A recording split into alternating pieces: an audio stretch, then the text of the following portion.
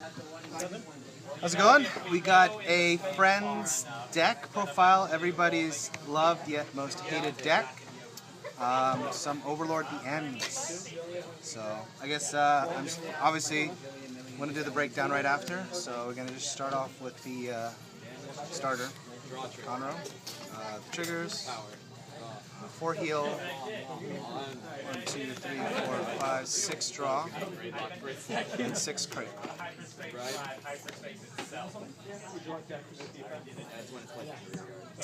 Grade 1s, we run 2 Gojo, 2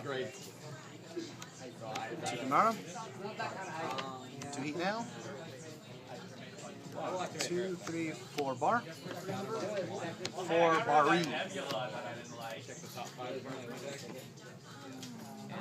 Grade 2s, 1, 2, 3 Nahala, 1, 2, 3 Burning Horn, 1, 2, 3 Velocity, and 2 Tejas. As for finally the grade 3s, 4 the Ends, and 4 Overlords. So now the breakdown. Okay, not going to be explaining much of this because most of you players already know how this stuff works. So there's the grade 3s, not much to explain. You guys mostly know what things do. Grade 2s, but the reason why we run 2 Tejas is that being able to hit that rear guard and having them lose their important booster is really, really good. Sure, you know, you lose an attack at the Vanguard, but being able to control their field for them is just so overpowered. And hitting boosters are really important, especially AK boosters, the ones that would hurt this deck. 3 Velocity Dragons, and the reason is you use Counterblast, especially for the End and Overlord. So being able to flip the damage over is really important. So it just gives your field a little, your damage zone a little control. You can always cut this down to 2 to either run like another, Burning Horn or another Nahala. It's all player preference. He just likes the 3, being able to get that unflipped damage, applies pressure to your opponent. As for grade 1s, don't need to explain. Now, the reason why we run these and we don't run any Airmos is being able to get that being able to get that tap and having a 7k boost is really, really good.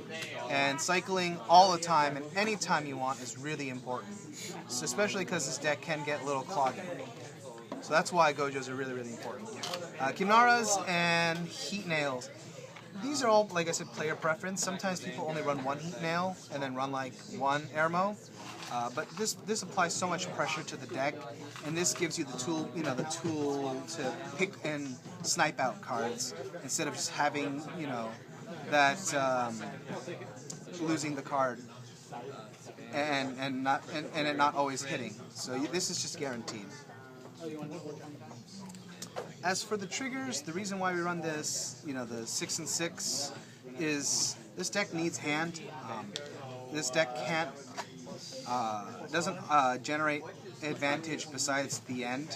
I know it sounds kind of dumb because it generates the advantage of destroying your opponent's cards, but at the beginning of the game or even late mid-game, it kind of struggles, especially when you don't have a field to pressure your opponent on. And that is one of the weaknesses that the End has. If it doesn't get its field to apply the pressure that it needs, it's probably going to lose, if not do very poor. So, that is the Kagero deck. Let me know if you guys are playing it. Thumbs up if you guys are playing the deck. Let me know what you guys think, and is Dauntless really going to change this deck and make it better? I'm not sure. Let me know what you guys think.